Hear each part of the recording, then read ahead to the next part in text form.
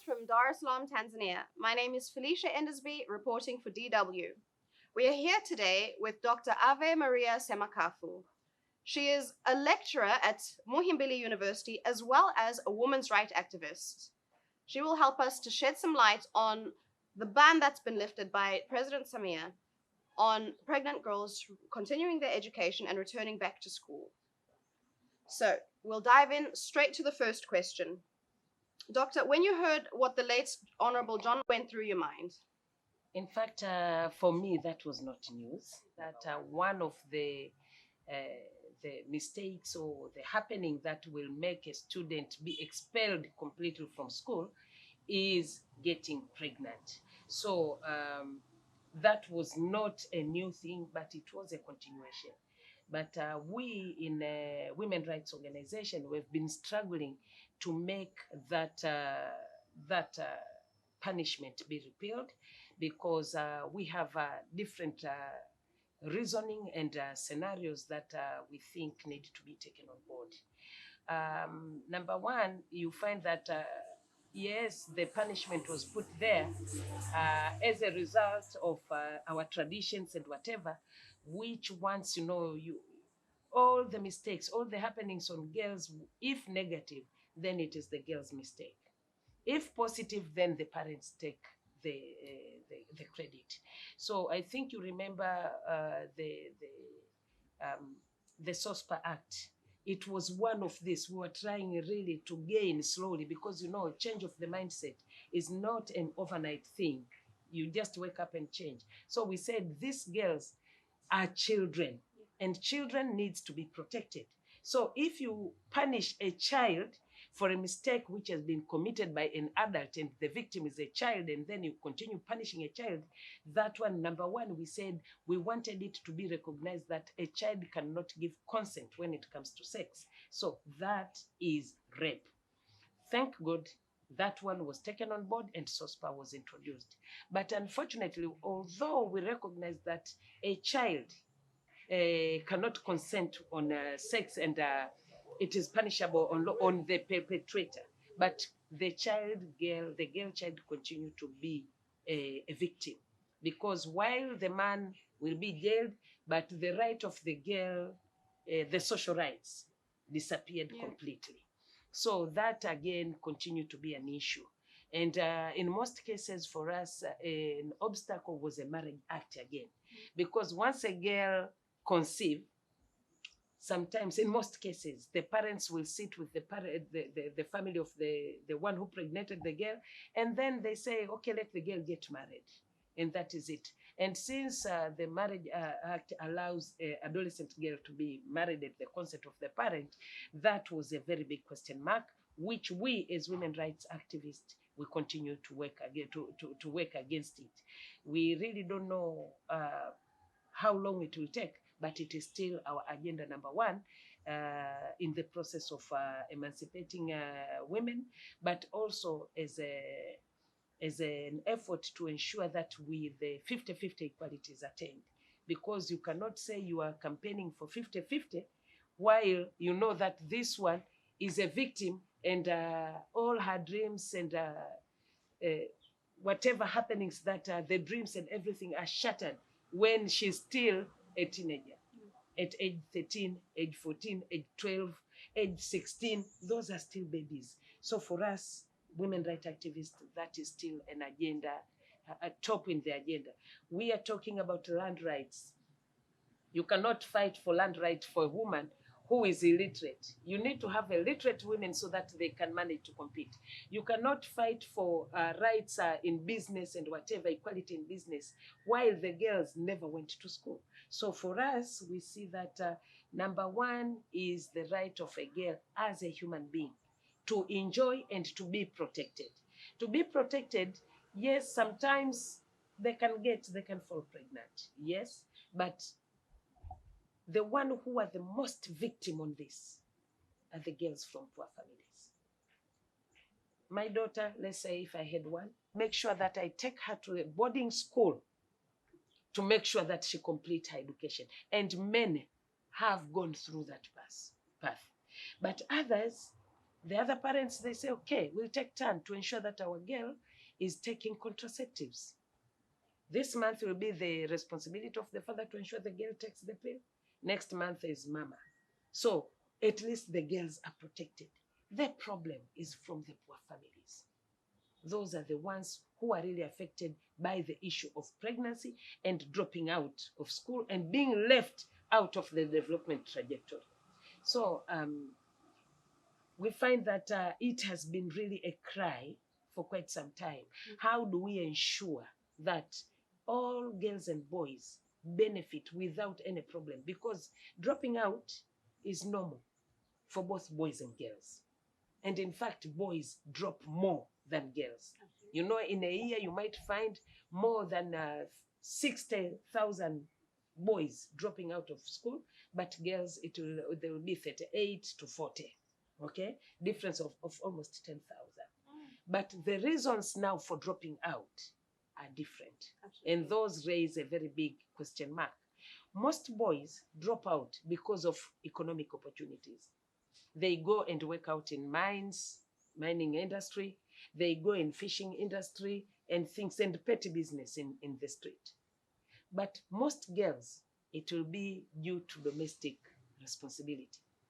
We are having sick parents at home.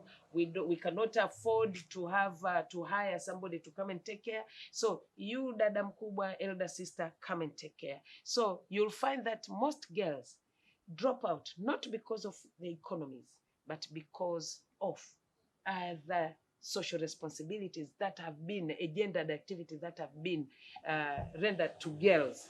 As now they are being termed as biological responsibility, but it is gender. Because taking care of the sick, you are not born to take care of the sick. And that's why professionalism, you know, makes it, we have male nurses, we have female nurses, we have male doctors, we have female doctors. And to our surprise, that most of gynecologists are men. So that one again, you know, it is really an issue. So from these girls who drop out from school, just a small chunk is due to pregnancy, between 5 and 7%. So it is just small, but most, you know, girls drop out due to social and economic reasoning.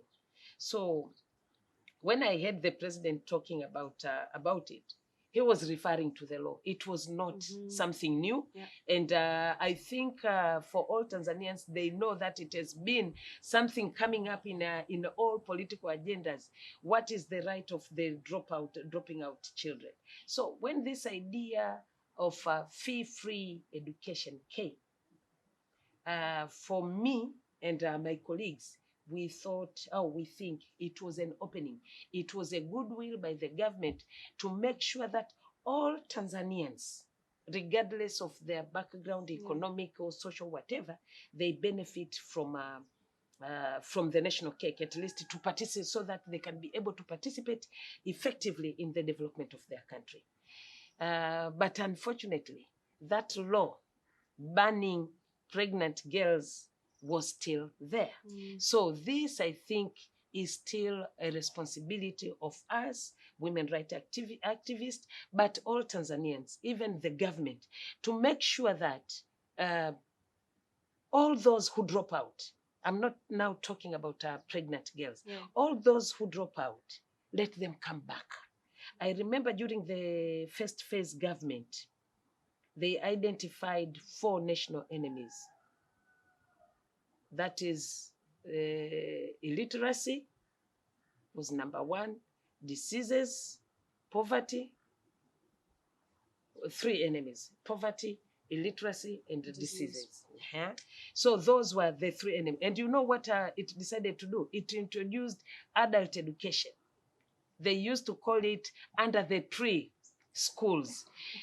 Old people, anybody who missed to go to formal school, they were supposed to attend adult education. It was mandatory to the villages. You understand? Now, I really don't understand right now when we are punishing a certain segment of the community to go back to before 1970s. I think that for us as women activists, we see that there is still something that needs to be done.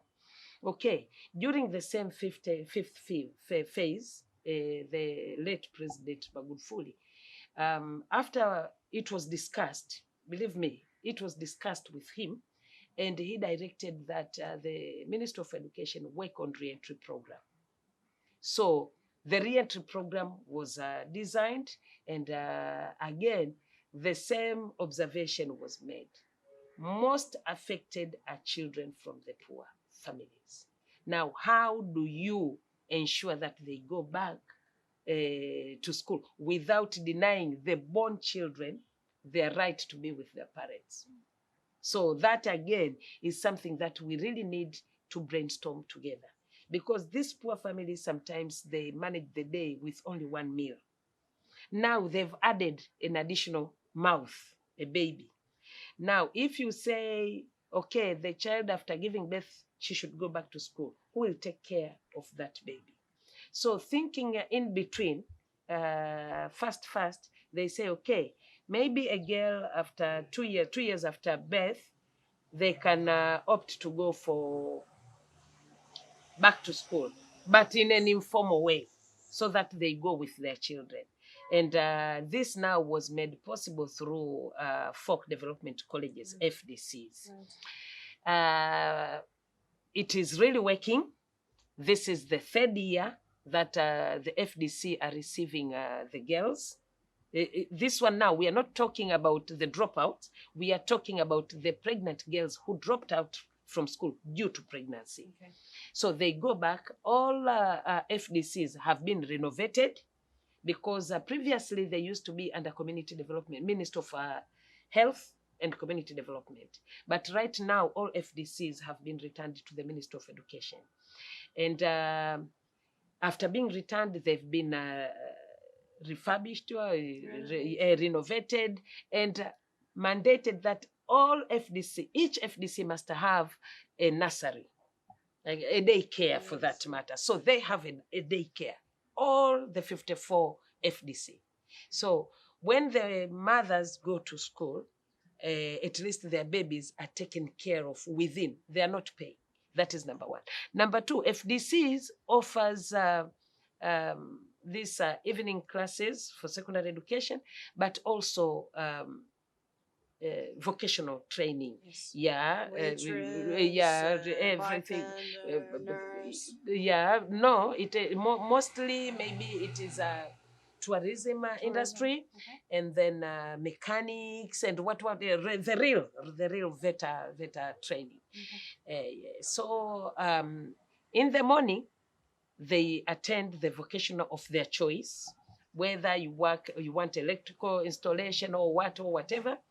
But in the afternoon, they're allowed to decide to take secondary education or only those ones. And they don't pay a single coin. Not the fee, not the contribution, because the FDCs for the girls are funded by the government.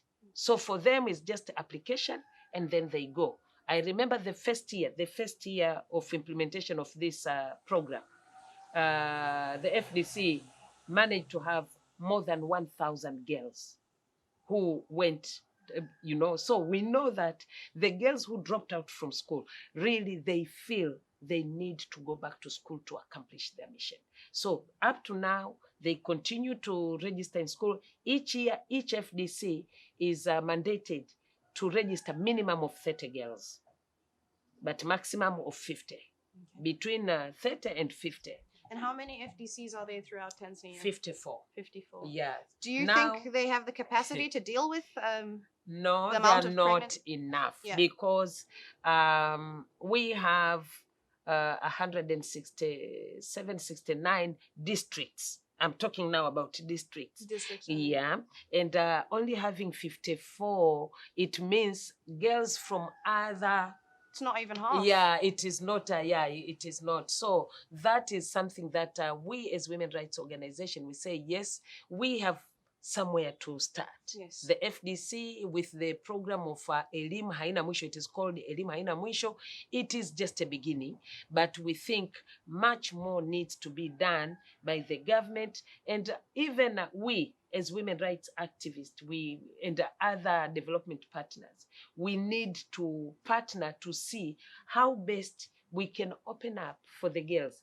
Right now, the government is offering free education. I don't see an obstacle why the girls should not go back to school, because that capitation grant which the government is offering is for the benefit of Tanzanians. And these girls are Tanzanians. Those boys who have dropped out from schools are Tanzanians. So for me, I feel that really we need to rethink and to open a bit more. For us, that is our agenda. So even in our, as a coalition, women leaders and constitution coalition, when we dissected the 100 days of our Honorable Samia Suluhu Hassan, the President of Tanzania, her 100 days, we really applauded, because we are very optimistic right now, because she's coming from amongst us. Yes. We worked with her since she was young. For her, she's an activist from a young age. So when we went to Beijing, we campaigned for the right of the child together. So I remember even the preparation here, picking up issues of priority for Tanzania. We were together. We went for East Africa in Uganda. We were together. We went to Beijing together. She came back, she continued. At least for her, she decided to opt for politics. But she continued there, being part of us. She has never said no to women's rights activism. So she's being part of us. I remember during the new writing of the new constitution, we were together when we said we wanted the leadership of that constitutional assembly to be 50-50. She was part of us. Of course, she was surprised when we picked her for that seat of the chairpersonship, but literally we were together. Yes, I was one of them. I served in the Constitutional Assembly, and that was it is in my, if we want to write a new constitution, which will ensure that all Tanzanians participate fully, equally, and then all Tanzanians, again, are served with the new constitution, then we were supposed to start with the Constitutional Assembly. So we were really happy that at least for that one, it worked. We went there, we started with 50-50, and even the analysis after the writing of the proposed constitution, women's rights agenda was picked as the one which was, at least from day one to the last day, we were never shaked. While others were talking about other political agendas and whatever, we said, we don't care about your agenda, but tell us, what are the rights of a woman? So when we are talking about a woman, of course, a young girl is there. You go, you see the proposed constitution, the way we phrased it, the right to education was number one for a girl child. So for us, literally, that proposed constitution for women rights activists, we say it was a take. We had 12 issues. We managed to get through 11 the way we proposed it. Only one we missed, a family court. We wanted to have a family court, the constitution, to establish a family court which will take care about these issues, because just going to the normal courts, we find that we are losing a lot. Yeah, we needed special courts and whatever. So that one we didn't get. But literally for us, that was amazing. But touching on the difference of how the boy child and the girl child is treated, and talking about introducing a Tanzania where you do have 50-50, not just of education, but also of when something goes wrong, the consequences.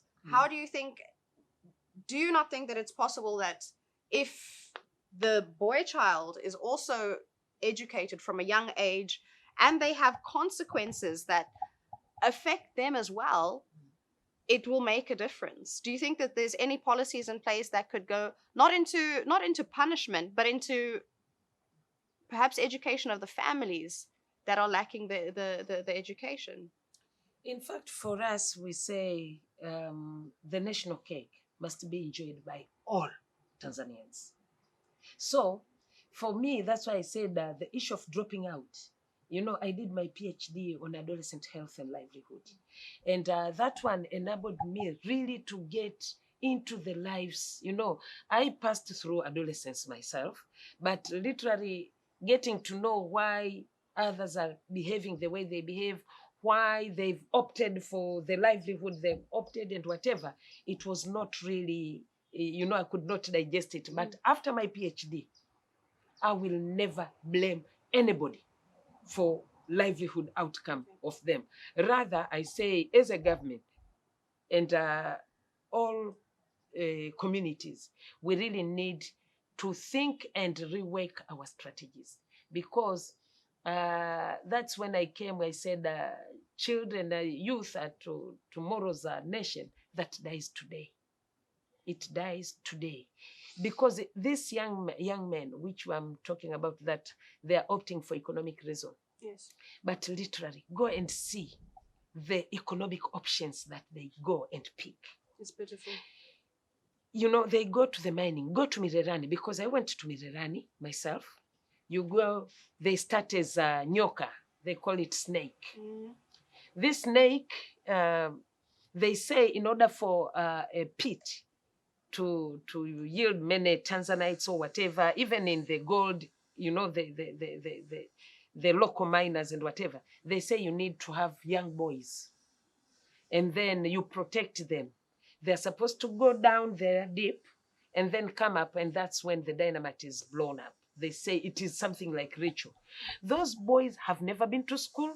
They're just seated there. But once they attain the age of puberty, yes, you understand, then they cease, that role cease of being snakes. They're no longer pure. Yeah, like in Miraran now, they face it a hard way. They'll have to be Wana Apollo now to start being miners. You can imagine that environment. The boy have been taken into the mining sector maybe from age 7, age 8, age 9. This is a baby. And then at age 15, 16, he is supposed now to become, to care for himself. Because all those years when he's a snake, he's not allowed to do anything. Just being fed and sit and wait to go down there and come back. But after that age, you know, you wake up, then you're supposed to be a miner. So the life is rough.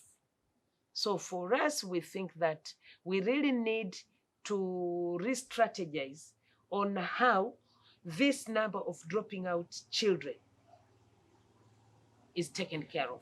Why are they dropping out? If maybe they are opting for mining or fishing or whatever, they should wait at least to complete basic education. But right now, it is really complicated. And that's why we as women rights activists, we are mothers, okay? We are mothers. So we cannot celebrate to see our boys also disappear. We cannot celebrate to see our girls disappear, because these disappearing boys, tomorrow they are going to marry our girls. So this is really an issue that we think need to be taken into account. If we consider the culture within Tanzania, implementation measures, if we look at other countries like the contraceptives, because we have a culture here in Tanzania where it is looked down upon, and our honorable Magufuli, he did look down upon contraceptive measures. That was one of the main things that he pointed out. There's no cause for those. Now that we have a female president, do you think this is something that's going to be part of the new regime? Is introducing contraceptive measures in schools? And believe me, that is very controversial. I can say it is very controversial, the issue of contraceptives, because of our culture. Believe me, our culture don't allow extramarital affairs, number one. So introduction of contraceptives in schools, that is, forget about it. But we know unless parents decide. I'm telling you because I think some years back, like 7, 8 years, there was a research, action-oriented research, to introduce emergency contraceptives in schools. Parents were up in arms. What is it that you are teaching our children? And unfortunately, it came during this era of HIV and AIDS. They're saying, you want to protect our girls from getting pregnant. How about HIV and AIDS? Because by giving them contraceptives, it means you allow them to have unprotected sex. Okay? True, they will not conceive. How about HIV and AIDS? Are you going to, is that contraceptive going to protect them from conceiving, from contracting HIV and AIDS? So it is really something, a very big question, poses a very big question mark. You want to introduce contraceptives to girls. Are you protecting them or you want to kill them? So with that one, I think the school, let them continue to be like that. But parents, as I shared with you, there are some parents who have started the administering contraceptives to their girls. Let it be a family choice rather than a mandatory. It will never work. What about education? What about sexual education? Sexual education is in schools, and I know that it is part of the curriculum for the girls and boys to understand what their biology is all about and everything. And I know that the Minister of Education developed a guidance and counseling guide, but the major chunk of that guideline is about issues around reproductive health and safety. And believe me, not only to the children, but also the teachers, how to handle. Because we know that during adolescence is the age of maturity, is the age when you start having feelings and whatever. So how the teachers can support both boys and girls to go through adolescence, to go through this change safely without any major problems. That is what the guidance and counseling. I know that the guidance and counseling from the Minister of Education is in the offing, and it has been disseminated to the schools and stakeholders. Okay, so in other words, the education is there, but there are no measures taking place in the schools because of the culture of the Tanzanian population. The measures are there because of education that is being offered to the girls. The measures are there. The guideline is there, which takes care. At least to share with them that when you do this, this will happen. Your body is like this. When you reach this age, this is what will happen. I remember even my son came, Mom, yes, I'm told that my nice voice will crack. You understand? He was in primary school. So at least, it will crack. Why? They say, when I move to puberty, the first thing to observe is this and what, and then I will start having, some feelings and whatever. So they are being taught in schools. You understand? At least that one is there. But administering contraceptives, that one, not yet. And that's why I said it is an area, the issue of reproductive health is something that literally we need to reconsider, because up to now, if I have my daughter here and she conceived without being married, everybody, we have very funny nasty names, you understand, naming and whatever. At least nowadays, the parents don't chase the girl. But in the past, once you are pregnant, you are chased out of a home. Nobody cares for you. But at least things are changing. That's why I said change of the mindset is a process. Let us go gradually, and then we'll find. Nowadays, you find, the grannies, this is my granddaughter, my grandson, and whatever, enjoying. Where's the parent? No. She's there managing on her own. You understand? So you find that they opt to take the child and allow the girl to go. That is number one. But number two also, you'll find even girls who have had children before their wedlock, they get married. That is not to the father of that child, but sometimes to completely different person. So slowly we see the change of the mindset for us. So that is what is happening. How far do you think we are on the road to a more well-balanced society? I think that is depending on the choice of the family. For me, I think rather than insisting on mandating something which will create resistance and whatever, because apart from culture, remember we have religion. And Tanzanians, we are strong followers of religions. We have Muslims, we have Christians, different sects. And for all religion, saving life is priority number one. And for them, even a 1 day conception, they say that is life. So literally you cannot come forcefully on that one. Let people consume. I know we have Muslims who practice family planning. We have Christians who practice family planning. That is personal choice. But again, when you go to the church, to the mosque and whatever, they will say that is abortion and it is a sin. So Okay? you've touched on exactly the next controversial topic that I wanted to dive into, which is abortion. Yeah. Do you ever see abortion clinics being introduced into Tanzania? I don't know, because the law of the country, the constitution. Which you're in the business of changing laws. Yeah, I know. So Yeah, listen. Up to now, according to law, abortion is illegal.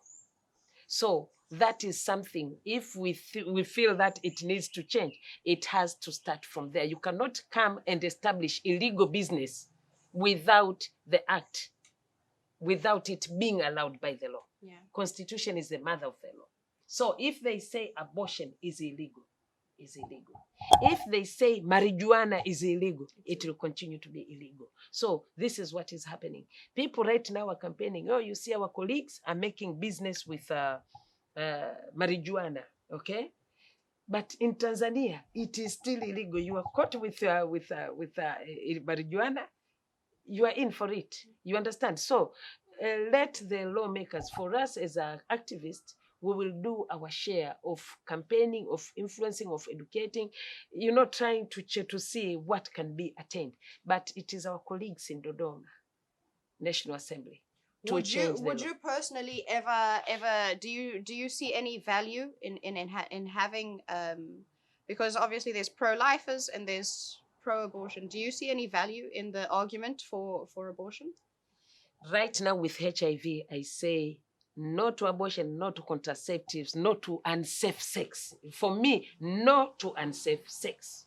Because once you practice that one, abortion, you can have abortion. Are you going to abort HIV and AIDS?